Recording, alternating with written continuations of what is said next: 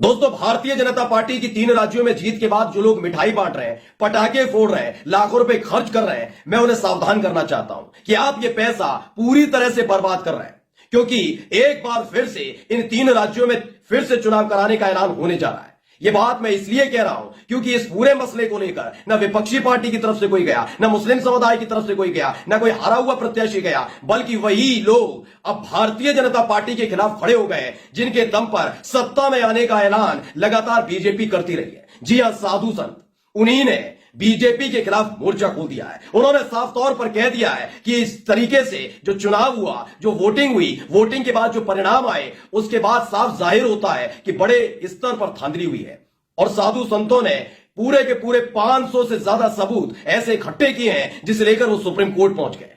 माना जा रहा है कि जिन राज्यों में भारतीय जनता पार्टी ने जीत दर्ज की है, यानी मध्य प्रदेश, राजस्थान और राजस्थान के साथ साथ छत्तीसगढ़, वहां फिर से वोटिंग कराने का ऐलान किया जा सकता है या आदेश आ सकता है। नमस्कार, मैं हूं प्रज्वल गौतम और आप देख रहे हैं टाइम्स एक्सप्रेस।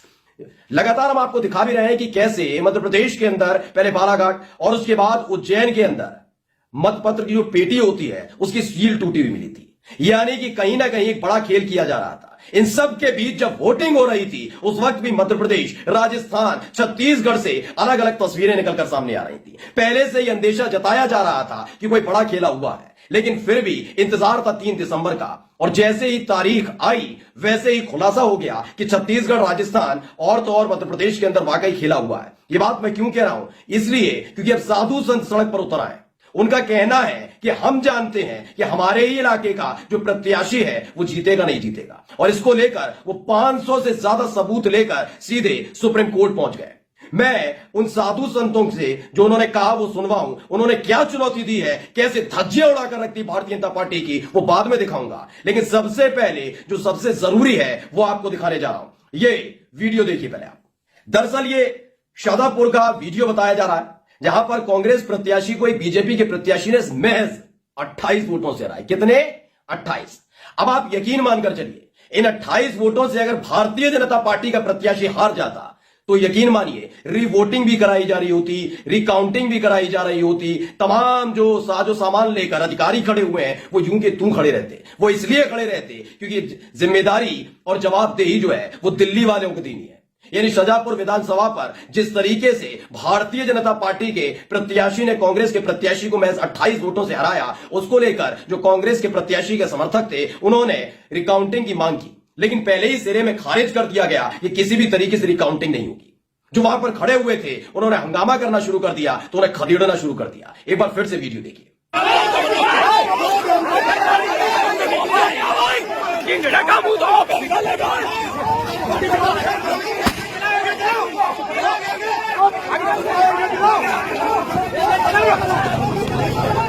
तो ये तो एक तस्वीर हुई। इसके साथ ही आपको सुनवाने जा रहा हूं कि कैसे एक संत ने, एक साधु ने सीधे तौर पर खुलासा किया है कि छत्तीसगढ़ हो, राजस्थान हो या फिर मध्य प्रदेश हो, खासकर मध्य प्रदेश का जिक्र किया है कि उसके पास 1 नहीं 2 नहीं 24 से ज्यादा वीडियो और 500 से ज्यादा ऐसे सबूत हैं जिसके आधार पर तय होता है कि किस तरीके से इन तीनों राज्यों में चुनाव के नाम पर धांधली की गई है। पहले उनको सुन लीजिए। चुनाव नतीजा है, इन्हें एक्सेप्ट करते हैं, क्या चाहते हैं अब आप? हमें जो चाहना था, हमने आज सुप्रीम कोर्ट के वकील से मिलके चुनाव आयोग के खिलाफ जो कंप्लेनें थी वो दे दी है। हाँ। अब कहीं ना कहीं इस पर हम अनुरोध करते हैं सुप्रीम कोर्ट के चंद्रचूड़ साहब से, जिन्होंने कहा था कि ऐसा चुनाव आयोग हमें चाहिए जो कि प्रधानमंत्री पे भी अगर कोई गद्दार हो पाए तो वो कर सके। अब चाहते कि अब क्या होना चाहिए? चुनाव 3 राज्यों का फिर से होना चाहिए। जो कंप्लेनें चुनाव आयोग को दी गई थी उन्होंने नहीं माना, उन्होंने चुनाव कराया, इसमें सरासर गलती चुनाव आयोग की है। हम इस पर सुप्रीम कोर्ट जाएंगे और हमें न्यायालय में भरोसा है कि चंद्रचूड़ साहब मुकदमा इस बात को सुनेंगे। हमारे पास 24 वीडियो, 127 पेज अलग, 36 पेज अलग, कुल मिला के 532 पेजों की वो पूरा डाटा है जो नरेंद्र मोदी और अमित शाह की सांठगांठ से मामला है। हम सुप्रीम कोर्ट जाएंगे और सबूतों के आधार पे चुनाव फिर से कराएंगे। जो भी दागी और दोषी मंत्री होंगे, चाहे वो अमित शाह, नरेंद्र मोदी, कोई भी हो, वो उनको जेल में डालने का काम करेंगे। कहाँ चाहते हैं चुनाव? मध्य प्रदेश, राजस्थान, छत्तीसगढ़? मध्य प्रदेश, राजस्थान, मध्य प्रदेश नंबर 1 करवाइए। राजस्थान, छत्तीसगढ़, ये चुनाव फिर से होने चाहिए। ईवीएम को लेकर क्या है? ईवीएम देखिए, ईवीएम में धांधली नहीं हुई है, ईवीएम गायब ही कर दी गई है। अपनी ईवीएम रखी गई है, इन्होंने अपनी ईवीएम रखी है, वो ईवीएम गायब कर दी जो कांग्रेस की वोट में थी। इसमें धांधली हुई है, इसके सबूत हमारे पास है। बहुत जल्दी आपके चैनल में ही सुप्रीम कोर्ट जाके हम बात करेंगे। 100% चुनाव रद्द हो, सुप्रीम कोर्ट संज्ञान ले और बैलेट पेपर से चुनाव करे, तो मोदी भी चाहते हैं। सुना आपने, इनका सीधे तौर पर कहना है, ये बहुत गुस्से में है।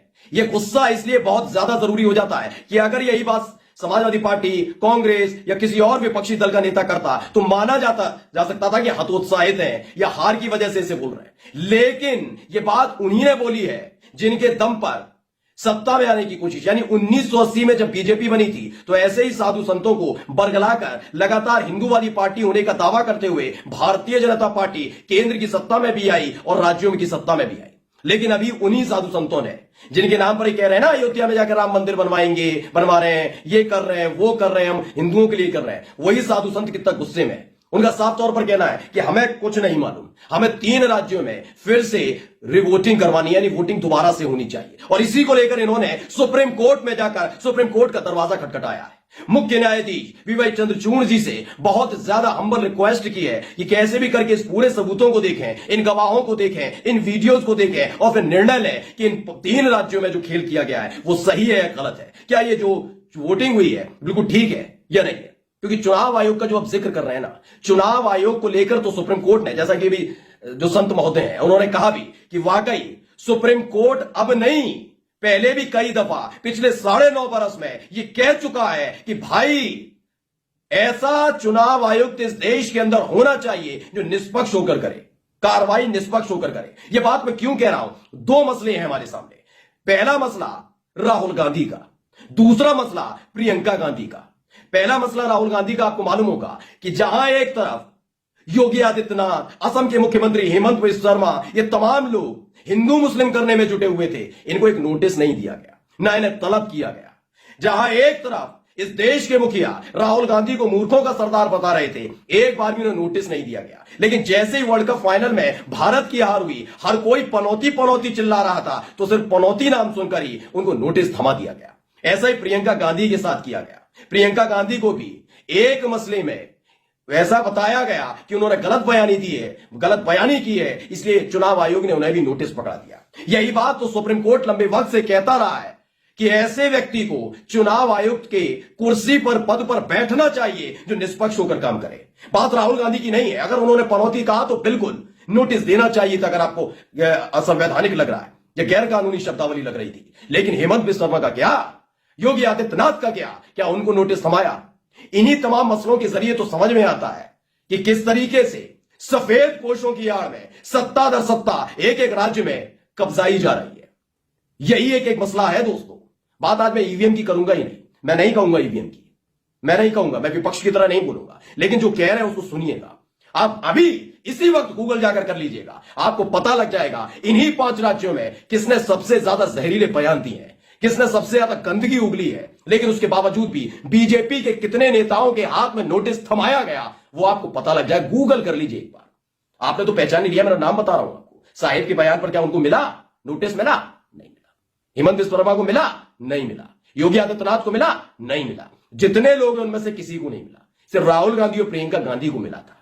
इसीलिए सवाल उठता है, क्योंकि उज्जैन वाली जो मैं वीडियो फिर से आपको दिखाने जा रहा हूं, इसे देखना बहुत ज्यादा जरूरी है। ये इसलिए जरूरी है क्योंकि ये ऐसे सबूत हैं जो सामने आए हैं। अब चुनाव आयोग के पास नहीं गए हैं, ये साधु संत सीधे सुप्रीम कोर्ट पहुंच गए। पहले वो वीडियो देखिए। तो ताले पे सील नहीं है, मतलब ये बाकी सील से हमें कोई मतलब नहीं, ताले पे सील होना चाहिए। ताले पे सील जो थी वो कहाँ गई? टेप करना सब चीज। ताले पे सील लगी हुई दिख रही है पर फटी हुई लग रही है। अगर ताले फ्रेश लगाते अपन तो फ्रेश दिखता, अगर इसके ऊपर सील और स्टिकर था, इसका मतलब ताले पे एक मिनट गई है। देखो सर, आप बोल रहे हैं, आपने अभी मेरे को बोला कि ताले पे सील नहीं थी। कागज की सील लगी, मैं ये भी बोल रहा हूँ। अरे भविष्य से अभी भविष्य से कहिए आप। अरे ऐसा क्या, इसमें कुछ नहीं है, पूरा भविष्य लगता है। राजनीतिक काम में थोड़ी पहुंचते हैं, पूरा जीवन लगता है सर, और इस समय आप ऐसी हरकत कर रहे हो। जो हम काउंटिंग में लेंगे वो सील में लिफाफे आपको दिखाएंगे। अरे तो इसमें क्या है, ये तो जो दिखा उसकी बात करो ना। अभी तो जा सकता है। हमारे ARO रहते हैं। नहीं, आप एक पंटावा बनाइए और इस पे आप ये हमारे आपत्ति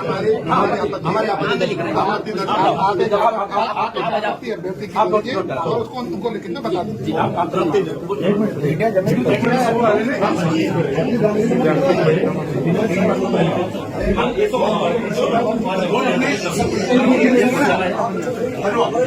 बाकी हम लोग बात करने पे बैठेंगे, बाकी हम लोग बात करने पे बैठेंगे। उज्जैन में जिसमें ईवीएम रखी हुई थी वो मत पेटी टूटी हुई मिली है, उसकी सील टूटी हुई मिली है। किसने तोड़ी कोई फर्क नहीं पड़ता। यह जरूरी है कि बीजेपी जीतनी चाहिए और इसी को मुद्दा बनाकर ऐसे ही तमाम वीडियो एक अकेला नहीं है। उनका कहना है कि ऐसे 24 वीडियो और 500 से ज्यादा ऐसे दस्तावेज उनके पास उपलब्ध हैं जिसके जरिए वो सुप्रीम कोर्ट में गए हैं और उन्हें पूरी उम्मीद है कि सुप्रीम कोर्ट इंसाफ देगा, फैसला वो सुनाएगा, वो नजीर बन जाएगा। नमस्कार।